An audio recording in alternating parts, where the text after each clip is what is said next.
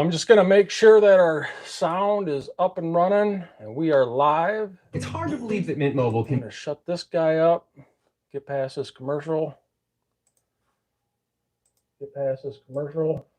So sound is good. Looks like gun-loving grandpa's already in the reloading house. Gun-loving grandpa. I'm not sure what I think about this new chair of yours. I feel like you're higher than me now. Maybe I can... This won't go up anymore. Sucks to be you. Gosh, I'm not sure how I feel about this. We're going to have a chair off. Casting cornbread. Don't mess with my chair. Hey, man. How you doing? Well, to the point, informative, entertaining, and protecting the Second Amendment. Welcome back to Elfster's Rifles and Reloading. And good business partner with EP Integrations, Scott Peterson. Last name is Peterson's. My name is Elfers. That's where EP Integrations come from. Just a quick hit you guys up on this. The EP Integrations lockdown reloading block, they're up for sale now. It's an adjustable reloading tray or block, whatever you want to call it. It will adjust from the smallest casings all the way up to 375 Shy Tack and a little bit over that. Completely adjustable, ready for sale. Not only on the lockdown block, but also the EP 2.0 annealer that can adjust from 300 blackout to 50 BMG and adjust in under 30 seconds without having to add or remove any parts. That's $268 shipped. And this is $124. All billet, 6061 aluminum. Really premium, high quality reloading product. So check out our website, www.epintegrations.com. And if you got any questions, send us that email off the website at epintegrations@hotmail.com. So Skull is already in the Elfster's reloading room saying evening y'all, and Casted Cornbread saying good, thank you. And we're gonna do some annealing here. Scott and I, we're kind of having some issues with our PSA 6.5 Grendels, aren't we? Yep, they're not cycling. Yeah, I mean, we started out with factory Hornady brass just to get fire for them. It didn't even cycle on the first two rounds. Did not cycle the first two rounds, and we thought it was just the adjustable gas block needed to be adjusted, but it really wasn't. It wasn't. Yeah, it was 3.5 turns out from the factory. It should have functioned, but it didn't. And I mean, when you fired that, the brass just pulled out, but it sat on top of the magazine, right? It didn't eject. Correct. Yeah. And that was with the factory ammo. And then we moved on to our reloads and it did the exact same damn thing. So we had to manually cycle every single reload just to get fire form brass because we noticed that brass was expanding, no joke, damn near 10,000th of an inch from 1.207 all the way up to 217 using our bump gauges, not case gauges. We're not guessing. We know where that brass is starting at 1.207 and expanding damn near 10,000th of an inch up to 1.217. And that's an insane amount for that brass to grow. I don't think I've ever seen any firearm, regardless if it's a semi-auto or bolt action, grow that much. And it has me somewhat worried, not only on the fact that whether it passes a go gauge or no go gauge is one question. If it could, whether I don't have a field gauge, we don't have those gauges, but it very well could be on its last leg out of a new chamber. And not only that, we were checking out the lands. The lands were very inconsistent. So we sent those PSA uppers back, and both were identical, weren't they? Yep. His 20-inch and my 12-inch. We both got them at the same time for PSA. We got those sent back, and they're checking them out, and they're going to get them sent back to us. But we do have the Fireform brass here. I got mine that we cycled through my 12-inch. And also Scott's here. So we figured, what the hell, we'll get this annealed with the EP 2.0 annealer and have you guys join us. But if you're out there watching, jump in the chat room, say hello, especially if you're new to annealing. Got any questions? Let yourself be known. I'll try my best to answer them. And there's numerous ways to anneal, whether it's flame-based annealer like this. There's obviously other annealers out there like Bench Source. ANNEALER, and there's a couple other ones, but I would say the top three, in my opinion, would be the ANNEALER and the Bench Source and ours, the EP 2.0 annealer. And where ours really shines is not only its low cost, It's very inexpensive, $268. But like I said, it'll adjust from the smallest of casings all the way up to 50 BMG in less than 30 seconds without having to add or remove your parts. That's where it really shines. And we're still currently working with Kenny with Eagle Eye Shooting in regards to getting this automated with a case feeder where you can just throw handfuls of brass in a case feeder and it'll automatically feed this for you. And it's pretty amazing the fact that you could just kind of throw a handful of brass in there. We're not talking a hopper, we're talking a case feeder where you don't, the problem with a hopper, in my opinion, whether it has a hopper or you have to single feed it like this, I could care less. You still have to orientate the brass and pick it up and put it into the machine. So whether it's single feed or a hopper, you're still touching and maneuvering the brass. But with a case feeder, you can literally throw handfuls of brass in there. It will orientate that brass for you and feed it in to boot. And that's where it's really going to shine. And Kenny with Eagle Eye Shooting, definitely check out his channel. Make sure you subscribe, like, and share. But he already has the prototype done. It works pretty fantastic. We're just kind of working out the fine details on that. But to be honest with you, if you load 200 pieces or less, annealing wise, I don't think you really need it. I think the way it is perfect, especially for the precision reloader that reloads small batches of brass, 100 pieces, even 200. And some of our test annealers, the guys that started out with testing the EP2.0 annealer, they're well past 50,000 pieces of brass annealed. And, it's just an amazing product, especially for the money. And Gun Loving Grandpa saying, how often between reloads do you anneal? That's a really good question. I personally, and most of the guys I know that precision reload, whether you're talking about, such guys like Ray with the X-Ring channel, Eric Cortina, I know those guys, and I also anneal every single annealing session. So it doesn't take that much time. It's not that difficult to do. And in my opinion, and this is just my opinion, and annealing is full of that, is I anneal every single reloading session. And, some guys do every other, some guys do every third, but I'm going to be honest with you, all the pros, all the guys that I know are at the tip of the spear, they are annealing every single time.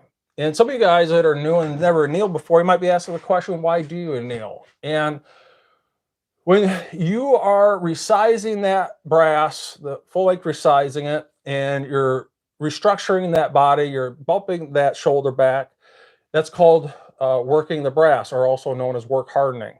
And when you resize that brass, you bump back the shoulder, and then you fire it in your chamber, and it re-expands, and then you resize it back, and then you fire it in the chamber, it re-expands over and over and over. That's called work hardening. And what will happen if you don't anneal is you'll start to work harden that brass. Will become it won't be supple and soft. It'll be somewhat brittle. You can turn into a couple things, split necks. I also anneal to get consistent resizing, especially in regards to your headspace. Make sure your headspace bumps are consistent. I noticed that right out of the gate when I didn't anneal and then I went to annealing, that I noticed my headspace bumps became very, very consistent. Those, when you're resizing and one piece might be a 1,000ths over and the next one's 1,000ths under, and you're like, gosh, why can't I get this perfect? Annealing will definitely help with that situation. And if you guys have watched my live reloading series, you'll notice, at least with the coax press, that every time I pull that press handle, it's damn near perfect, right to the thousandths of an inch. Another thing is also consistent neck tension. If you want consistent neck tension, annealing definitely helps with that. And also less split necks. And there's two main methods. There's other methods such as salt bath annealing, but I just kind of veer away from that. The whole fact of using molten salt kind of makes me cringe. The two main ones would be flame-based annealers and induction annealing. So induction uses electricity. It heats up the brass very, very fast. There are annealers, probably the most popular one, if you're not familiar with it, is the AMP annealer, or Annealing Made Perfect. And it is an amazing annealer. It is what it is. It's a fantastic annealer, but then again, it's $1,300 to $1,400 amazing. Ours is $268. Definitely not knocking on it. It's an amazing annealer for what it is. But for your average reloader, or even your precision reloader, this definitely fits the bill. So other than that, hopefully that answers your question there, Gun Loving Grandpa, especially in regards to why we anneal and how often you anneal. But yeah, let's get this going. Like I said, we're doing 6.5 Grendel here, and I personally use what's called the glow method. And the name of the game here is to heat up the neck and the shoulder of the brass just to the point where it starts to glow with the lights dim down. And the second that it starts to glow, I get that out of the flame. And if you do it right, especially if you've done it enough times, you're going to get a method to your madness where you can realize that it literally takes less than a second, half a second, to keep an eye on the neck and the start of the shoulder. Just as it starts to glow, you want to get it out of the flame. And that's where the speed control comes into play. You want to play around with the speed control, and that regulates how long the brass is in the flame. And also not only that, but how long the flame comes out of the torch. And you're going to see that here in a little bit. There is usually two parts of your propane flame. There's a hotter blue inner flame, and there's a outer flame that encompasses that corona. And that hotter blue inner flame, I usually try to get that roughly about an inch long, maybe a little over an inch. And the very tip of that hotter blue inner flame, I try to get that pointing directly where the neck meets the shoulder. And just to kind of, I know some of you guys have seen this, but I know some of you guys that haven't. So those guys that haven't, just to give you a quick idea of what I'm talking about, say like this is the tip of the blue hotter inner flame. I try to get that so it's pointing directly where the neck meets the shoulder. And I try to not get that hotter blue inner flame touching the brass. I get it just ever so slightly. When I say ever so slightly, I mean like a 1/16 of an inch. It's down there touching, but it's not touching. And I'll get that hotter blue inner flame roughly about an inch long. And like I said, I'll get that pointing directly between the neck and the shoulder. And you want to get that hotter blue inner flame a little over an inch long, and you want to keep that consistent for every time you anneal. And the speed control of the EP annealer can vary every time you anneal. Sometimes your flame might be a little bit longer when you anneal, and the next time might be a little shorter. And you might be almost touching the brass with the tip of the flame, and you might not. And that's where you're going to adjust the speed control. So you get that piece of brass out of the flame the second the neck and the start of the shoulder starts to glow. And I'm not talking glowing red hot. I mean, the second it just starts to glow, you want where the second you see the shoulder start to glow, you want to get that brass out of the flame. And what I like to do personally is use test brass. And I have this tray here full of 6.5 Grendel test brass. This brass has been over annealed, and it should have been thrown away a long time ago. And I will use this over and over and over as test brass to get the machine going.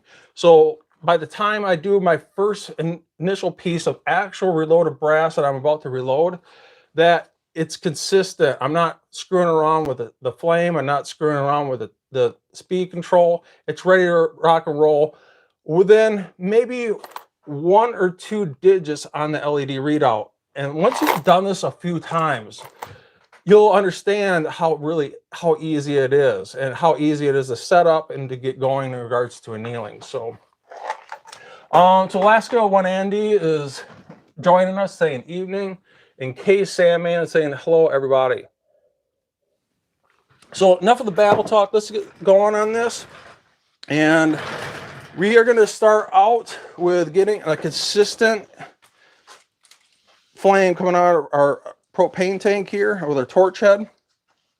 And the EP 2.0 annealer comes with obviously the annealer, but it also comes with this tray and also the torch head and the tank holder. The only thing that you need to pick up is your standard blue tank like this. And you can adjust this tank by spinning it left to right. I'm gonna try my best to do this with a camera in front of me. Matter of fact, I'm probably gonna have to put you guys off to the side here, just so I can operate this. But you can spin this tank left to right and then move this wherever you want it to get this position. And there's a reason why I don't have this fixed to the annealer, so it's quick and easy. You can move it to where you want it, and then once you have it to where you want it, you want to set it, forget it. You got to make sure you don't bump this, and especially the annealer during the reloading process. So we're going to get this going here, and I'm going to set our actual reloaded brass off to the side. This is our test brass, so I got enough test brass to at least get this thing going. And I also have a glass pan here to put my test brass in, because it's going to be smoking red hot. You're definitely not going to want to dump that back in a plastic tray here, because obviously it's going to melt. But yeah, let's get the flame going here. And like I said, we're going to try and get roughly an inch long flame here. We're going to get this flame going, then we're going to dim down the lights. So usually what I recommend doing is opening this wide open, closing it till it starts to come down, then bring it back up. And right about there, you can see I got this flame roughly about an inch long. And I'm going to keep an eye on that before I start my annealing process, just to make sure that this flame stays consistent in regards to its length. If I see this flame start to dip down or get longer, I'm going to double check my propane tank, make sure it's not running out of fuel or something's wrong with a propane torch. And this seems like it's staying pretty consistent. So I'm going to grab my test brass here. I'm going to start the annealer. Now, you're going to watch this on the speed control. Matter of fact, I'm going to crank you guys up here so you can see this just a little bit better.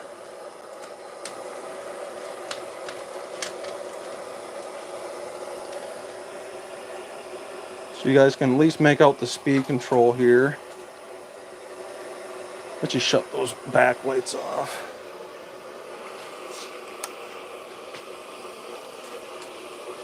Try my best to do this with a camera in front of me. Shut that one off over here.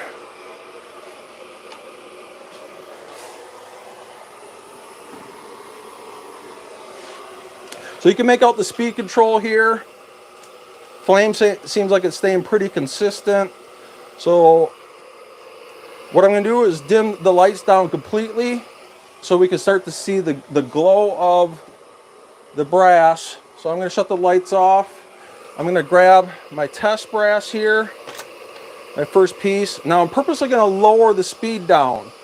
The reason why I'm lowering the speed down to damn near not turning, which is probably be in the high teens, is my main concern with this first piece of brass is just to position the torch flame. Once I get it positioned so the tip of the flame is touching, damn near touching the brass, not touching but damn near touching, and right where the hotter blue inner flame here is pointing directly between the neck and the shoulder, then I'm going to turn this up and adjust the speed in regards to how long the brass is going to be here. Now this is purposely slowed down just so I have enough time to position the flame. So right about there, that's about perfect. As you see, it's getting super red hot. Now remember, this is test brass. This isn't my reloading brass. I'm going to do one more piece here. So that hotter blue inner flame is just barely touching.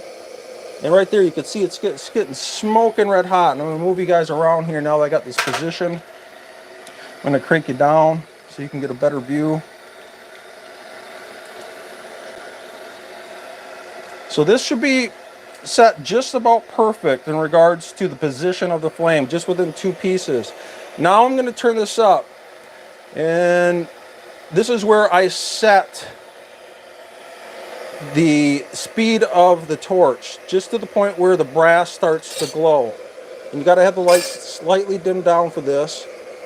And just as I start to see it glow, that's almost perfect actually right there. We're going to do one more piece. Matter of fact, I'm going to shut this TV off here for a second.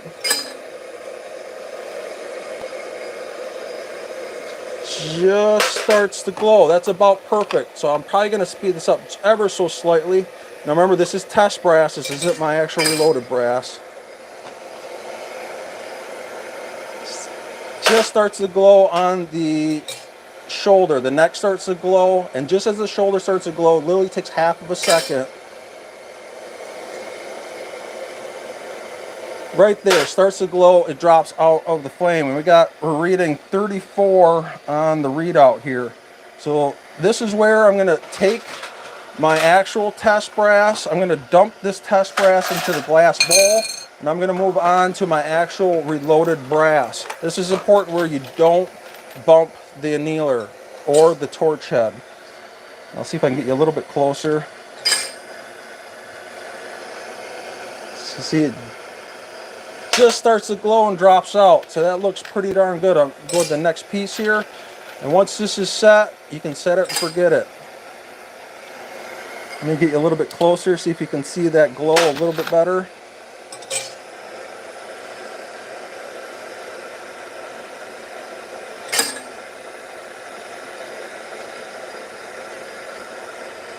Just starts to glow. And I'll do one more.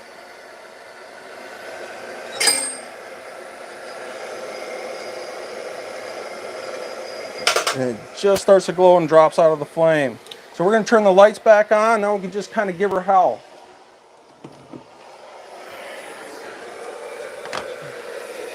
This is where you got to keep an eye on the flame.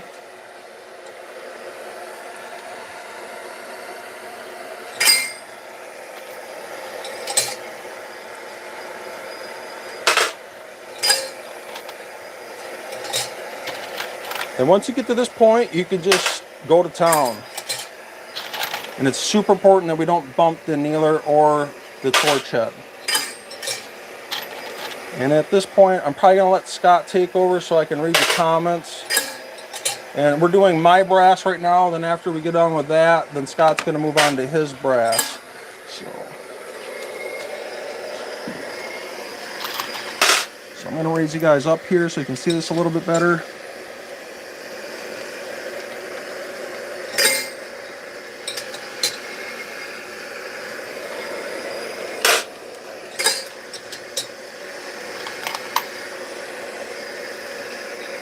So we're showing 34 on the LED readout. And like I said, Scott's keeping an eye on that flame, just making sure it's staying an inch long. Matter of fact, I'm going to grab one of these pieces of brass, see if it's, make sure it's not too hot. But you can see it's got that anneal. The anneal's roughly about 1/4 of an inch down on the body. So that looks really good. And they're all looking really, really consistent in regards to the amount of anneal. Now, all brass shows anneal marks differently. Keep that in mind. All brass shows anneal marks differently. Usually brand new brass, something like Starline brass right out of the bag, new Starline brass right out of the bag will show really rich, deep anneal marks. Brass that you have fired and just cleaned, especially in something like a stainless steel tumbler, like the Frankfurt Arsenal stainless steel wet tumbler, any brass that you anneal that's freshly out of a stainless steel wet tumbler will barely show any nail marks at all. It doesn't mean that it's not annealed, but that's what I personally use the glow method for. I'm looking for that neck and the shoulder just start to glow and drop out of the flame. Just because it doesn't show a nail mark doesn't mean it's not annealed. Remember, all brass shows anneal marks differently. And if it's fresh out of a wet tumbler, it's gonna barely show any anneal marks whatsoever, regardless of the brass that you use. Brass that you have cleaned in a wet tumbler, but it has been sitting around on your bench for say 2, 3, 4 weeks, that will once again show very deep, rich anneal marks. You get some oxidization on that brass and that reacts with the anneal process. And that will show really deep, rich anneal marks. Other brass, some brass like high-end Lapua will show anneal marks better than really inexpensive brass. Something like Lake City brass. So you got to keep that in mind when you're looking at your anneal marks. Just because it doesn't show a really deep, rich anneal mark doesn't mean it's not annealed. And I'm actually going to try and grab 3 of these that are not blazing red hot. But just to show you how consistent these anneal marks are. Now, if this was brand new brass, this has been fired, it would show a much deeper, rich anneal marks, but you can see each anneal mark is identical. That's what we're keeping an eye on. Regardless of the annealer, you want consistent anneal marks. If one has lower anneal marks than the other, that means you're not getting a consistent anneal. And I just grabbed 3 random pieces here, and you can see how consistent these anneal marks are. So, and I'm going to make sure I don't get my test brass mixed in with my reloaded brass. And you can see Scott, this was 50 total pieces. He's almost done here already. And it's taken roughly about 6 seconds per anneal. Matter of fact, I'm going to cut off this next one. 1 1000, 2 1000, 3 1000, 4 1000, 5 1000, 6. So almost 6 seconds per anneal. So just like that, 50 pieces, it didn't take long at all. And that, in my opinion, that's why you really don't need a hopper, especially for the precision loader that reloads small batches. So we're going to swap this out. This is my brass. We don't want to get this mixed in with Scott's. So it's not Scott's doing the exact same 6.5 Grendel. So he can just roll right in with his. And it's really that simple, my friends. So while Scott's doing that, I'm going to double check some of your comments. So once again, Alaska 1 Andy's in the house. Case Salmon 1952 is saying hello everybody. Vladia Chalenko is saying hi everyone from LA.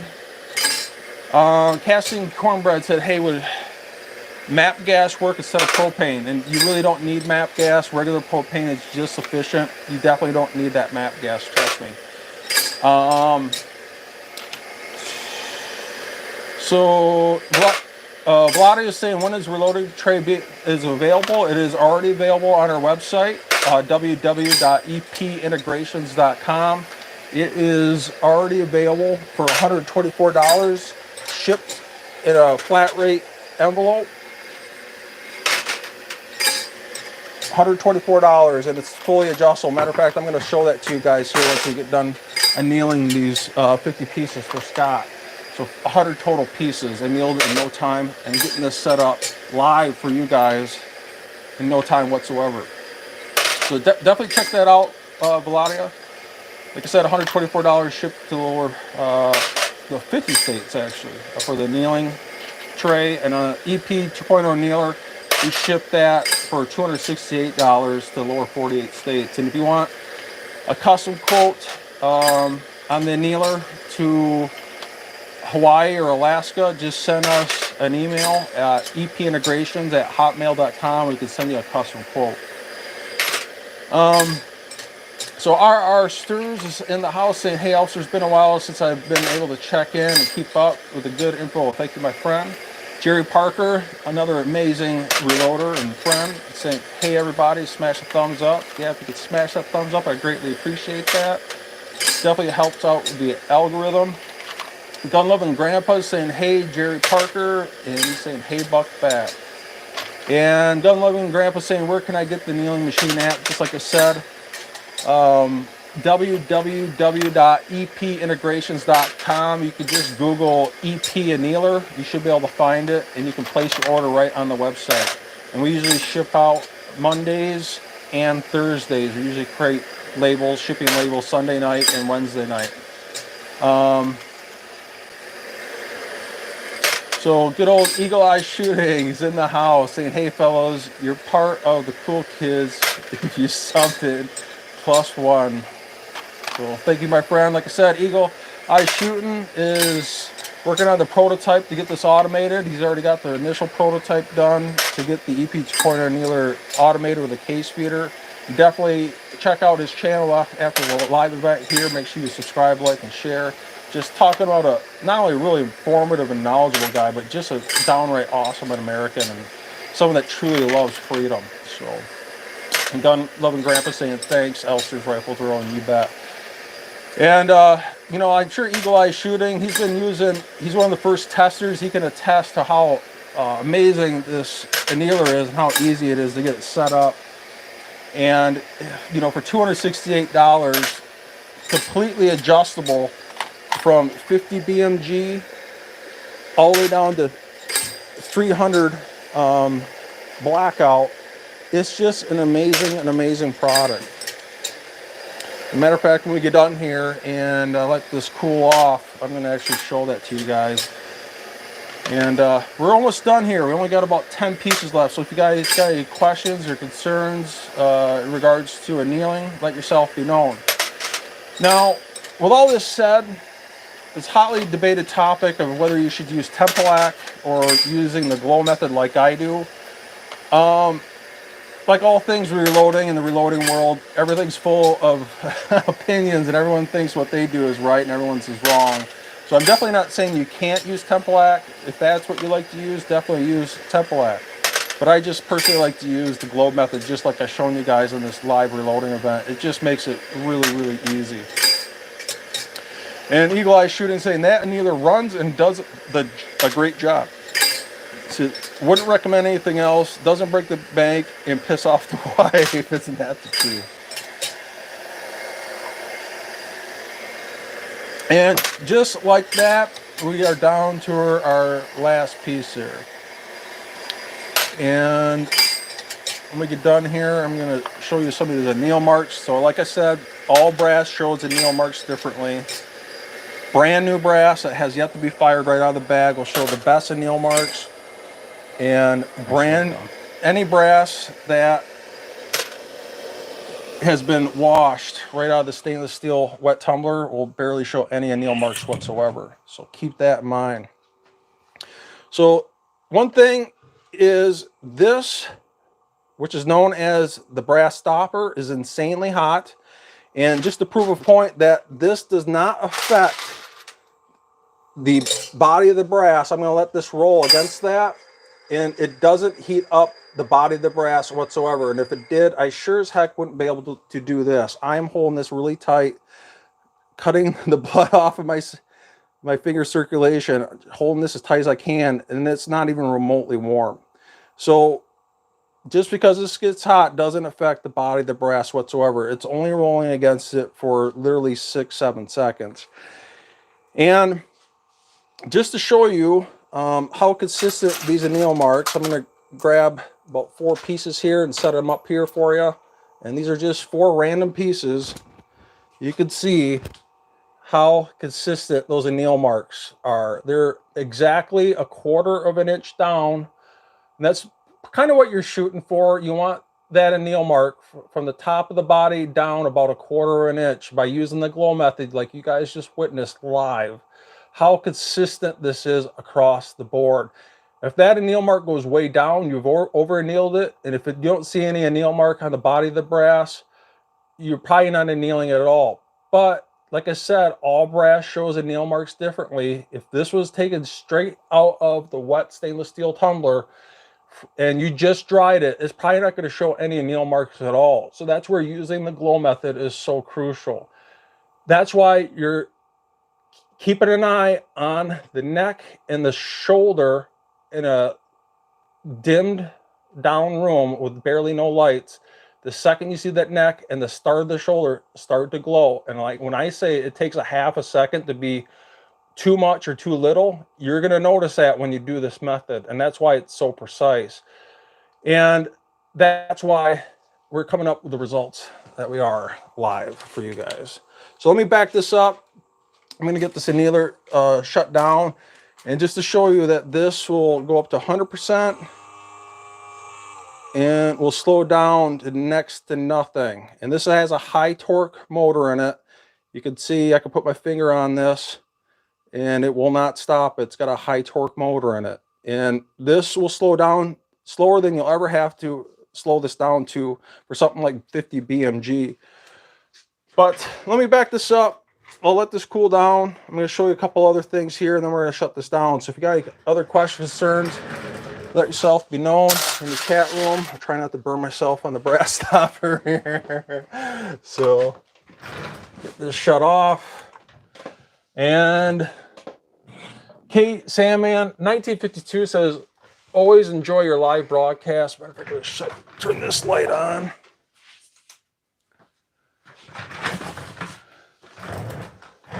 Always enjoy your live broadcast and always learn something. Thanks. And I greatly appreciate that. And Eagle Eye Shooting saying, is that 24 on the annealer setting? If so, that wasn't 24, that was 34. So yeah, it was 34 that we were annealing this at. And you can get a little bit longer flame on it. Usually, you know, something like 6 Creed, 6 Creedmoor, 6.5 Grendel, 6.5 Creedmoor, 308.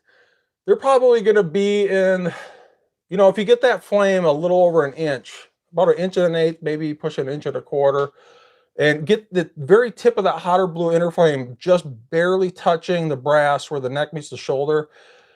If you stay to that regimen, usually you're going to be somewhere in that, you know, low to mid 30s.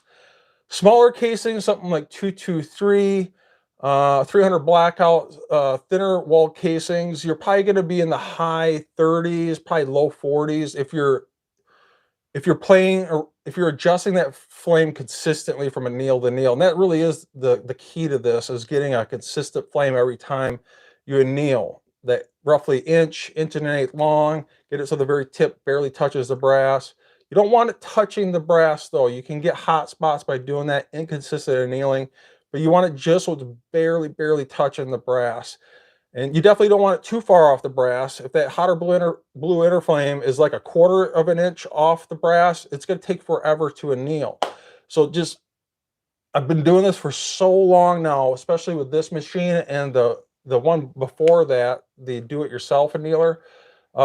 It's very consistent. Like I said, once you get a method your madness down, you'll fly right through it. So I'm not even going to try and pronounce your name. I'm just going to say MRP. Mr. Pink. Okay, you seem very nice. I appreciate that.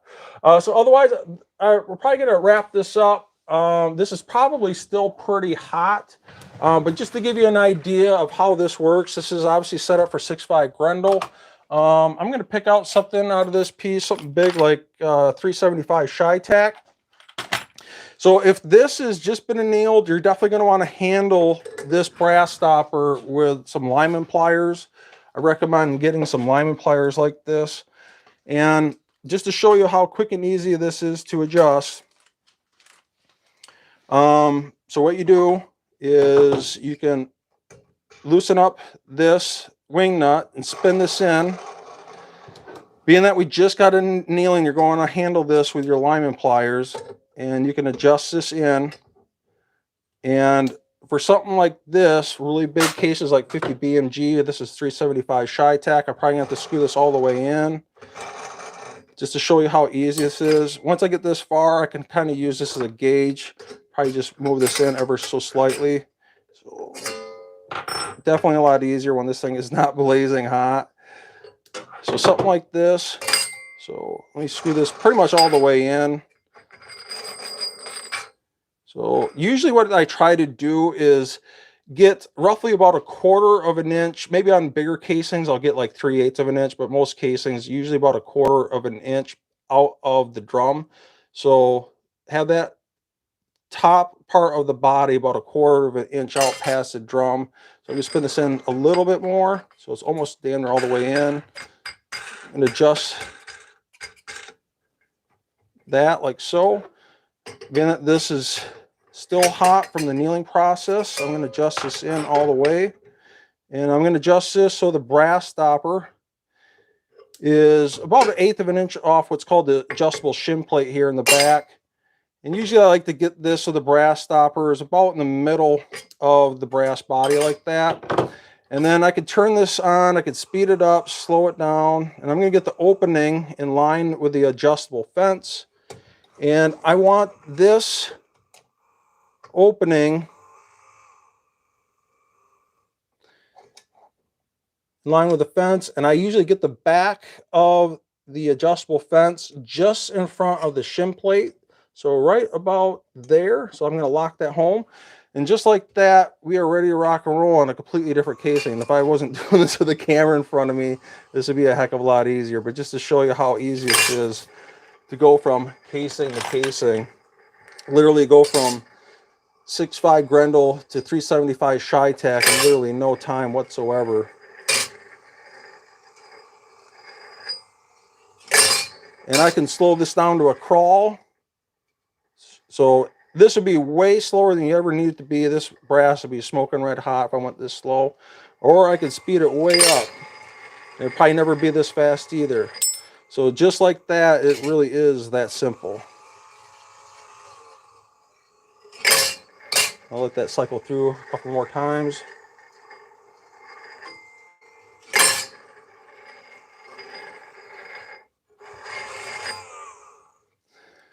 It is really that simple, my friends. And that's where the EP 2.0 annealer really shines. So let me just double check your comments. Otherwise, I'm probably going to wrap this up. And like I said, we're waiting on our PSA 6.5 Grendel uppers to get back from PSA. His brass and my brass damn near expanded 10 thousandths of an inch from fire form from new brass, brand new brass. And like I said, that's pretty extreme. I've never really seen that before, but I'll put it this way. It's fire form well past the point we'll probably ever need it to be when we get those new uppers back. And what we're going to do when we get those new uppers back is we're going to get more factory ammo to test it for its function, but also we're going to fire about 2 or 3 pieces out of those new uppers and double check what that's fire forming at. And wherever that fire form is at, we're going to bump back the headspace 3,000 of an inch for a semi-automatic AR. And that's where we're going to set this annealed brass at. And that's why we anneal. You get consistent headspace bumps, consistent neck tension, and less split necks. And some have the question of when you anneal. You always anneal before you resize. Never anneal after you resize. You're kind of wasting your time. You always anneal before you resize. So other than that, I'm going to probably wrap this up and just double check your comments here. So Skull saying Elfster is MAP gas too hot to use in annealing. And I really don't think you need the MAP gas. I just mentioned this before earlier actually. Just regular propane. You can get these bottles at least from Home Depot and Menards for under $4, usually about $3.95, $3.97. Very, very inexpensive, and it works great with our torch holder. So just make sure they're not the camp style. Very similar in regards to the amount that you're paying per ounce of propane. They're almost identical. Just make sure it's the long, slim blue tanks. So, and like I said, MAP gas is definitely not needed. Touch and Go 72, my torch I'm using has a huge flame. Where do you get your torches from? And these are Burnzomatic, high quality brass torch heads. And you can get them pretty much anywhere, so it doesn't matter. They sell them on Amazon. You know, I think they sell for roughly 14, 15 bucks. And they seem to be the best in regards to getting a very consistent flame, especially for this particular annealer.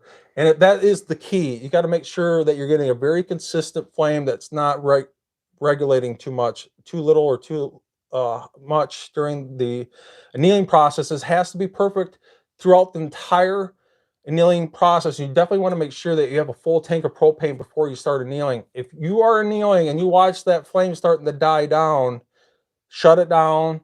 Make sure you're not running out of propane or something's wrong with your torch head, and start over. Because if you watch that flame start to die down, you're not going to get a consistent anneal. And everything in your reloading process adds up in regards to that one single word, consistency. So, so Cass Incorporated says actually asked the same thing. So like I said, MAP gas is definitely not needed. Other than that, I think we're going to wrap this up. Like I said, available, ready for purchase. We got tons of these boxed up, don't we? Got them ready to go. Ready to go. We got insane amount of parts, don't we? And they do come with the torch head. Yeah, so it comes with the torch head. And it comes with the torch head, the tank holder that has rubber feet on it, completely adjustable. You just spin this, move this wherever you want, plus spin this to get this exactly perfect. Like I said, it'll work from the smallest of casings under 300 black all the way up to 50 BMG. Comes obviously with the annealer and a power supply, a tray that holds an insane amount of brass. It's literally ready to rock and roll out of the box to anneal, other than you guys supplying the tank. And they're easy to find. You get them at Walmart, Home Depot, Lowe's, Menards. Heck, you can even buy them off Amazon, but Amazon is going to charge you a premium because there's a hazard fee included on that price. So you're better off trying to buy it local. And I know some guys will even refill these up with 20-pound tanks. You can buy kits to easily refill these up, and that will save you an insane amount of money.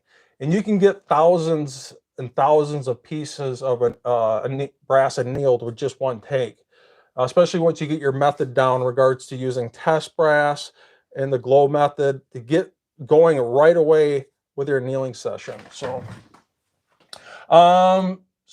hopefully that helps you guys out. Jerry Parker saying, and don't forget to share and subscribe. I appreciate it once again. And Touch and Go 72 is saying thanks for sharing the knowledge. Otherwise, I think that we're going to wrap this up. Make sure you share this with your friends. And I really think annealing is important in your reloading regime. I'm just not saying that because I'm trying to sell your product. I really think it's important. And all your high-end shooters, bench rest, F-class, PRS, even your weekend warriors like myself, they're all doing that. And I think it's really crucial. And I anneal every single time I reload. So other than that, guy, anything to say, Scott? I think that's pretty much it. No, it's a good night of annealing and looking for those uppers. Can't wait. Yep. Get the uppers. We're going to get back to reloading. And some more news here is this is now patent pending. We just submitted the patent pending on the EP 2.0 annealer. And also, we also had the patent pending already done on the reloading lockdown block. So both products are now truly patent pending, which is phenomenal. Chris Bullis is in the house saying, hey dudes. Gen Champ Jr. saying, good stuff, gentlemen. And I think we're going to wrap this up. And I hope you guys learned something. And if you did, share it to the next generation. Don't forget to subscribe, like, and share. And I will see you guys in the next video.